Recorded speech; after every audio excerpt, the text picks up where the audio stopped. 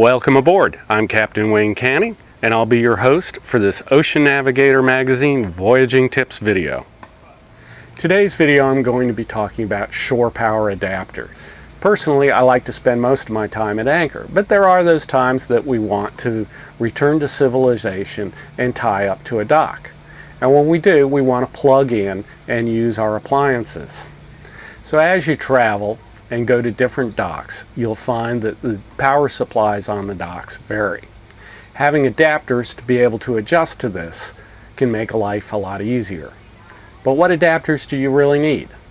Well, let's first take a look at the type of power supplies we're likely to find on your average dock. Here in the US, most power supplies are either going to be 120 volt 15 amp. This is the standard plug-in like you see in your house. A lot of municipal and free docks will have this if they have any power available. The next most common type of plug-in is the 120 volt 30 amp. This is the three-prong twist that I'm sure many are familiar with. This is also very common. Not quite as common is 120 volt 50 amp. These were more popular back in the 80s, so some older marinas may be equipped with these, although you will not see it quite as frequently. After that comes the 240 volt supplies, and the most common of this is 240 volt 50 amp. These are the most common type of supply you're going to find on the dock. The next thing you need to consider is the type of power you need in your boat. For your average boat under 40 feet, the 120 volt 30 amp is going to be the most common type of plug. Most boats under 40 feet will have one or two of these cords. My boat, I have two of these cords available, one for house loads and one for air conditioning.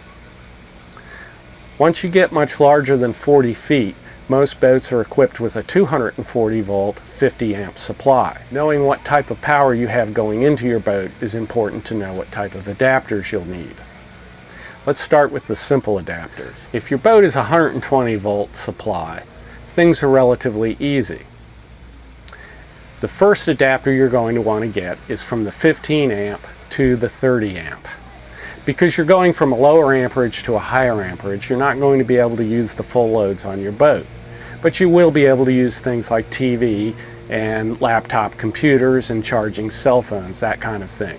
You're not going to run air conditioner, or even your hot water heater may not operate from a 15 amp supply.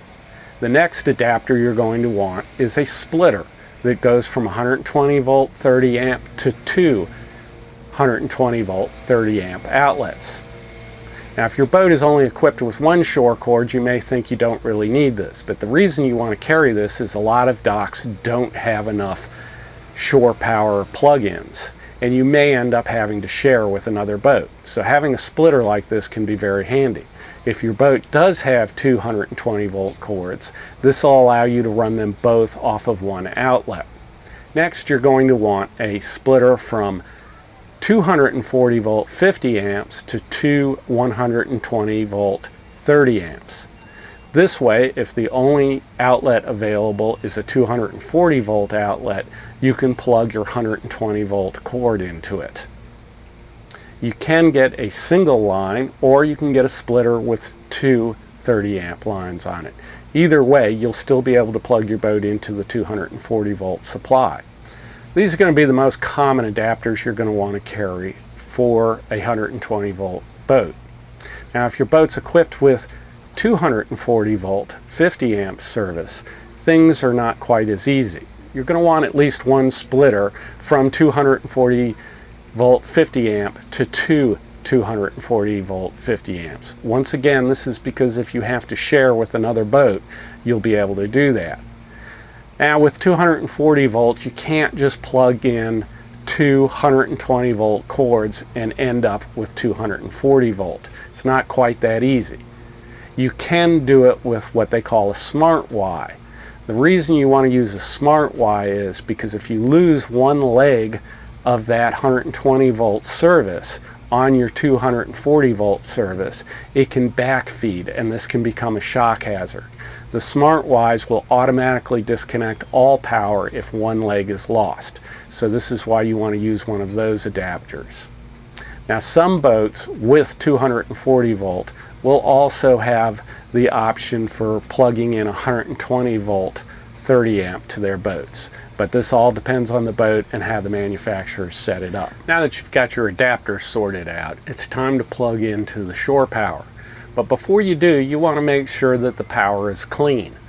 By this I mean that it's the right voltage and the right polarity. I'll often use an adapter with one of those 3 light testers just to check the power at the dock. This is not always possible, particularly with 240 volt. So the correct procedure for plugging in is to turn everything off on your boat, your main breaker and your supply breakers, before you attempt to plug in. Next, go to the dock, turn off the breaker on the dock, and plug in your shore cord. Then plug in your shore cord to the boat. Next, turn on the power on the dock. Go down below on your boat and check your power meter and see that the voltage is correct, and check and make sure that no reverse polarity lights are lit. Once this is done, you can turn on the main breaker on your boat and check things. If everything looks okay, you can start turning on branch circuits. As you do this and add some load to the system, just double check the voltmeter and make sure you're not getting too great of a voltage drop.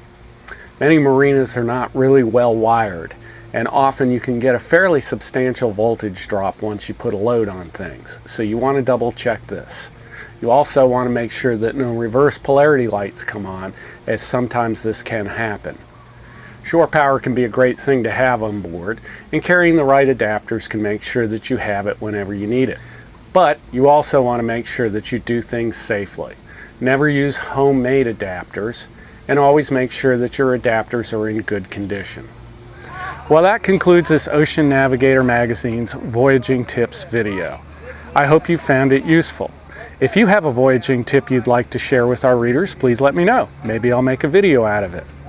Please check out Ocean Navigator Magazine's YouTube channel for more voyaging tips and sailing videos. Also, be sure to check out Ocean Navigator Magazine at your local newsstand and Ocean Navigator Magazine online. Until next time, I'm Captain Wayne, wishing you fair winds and following seas.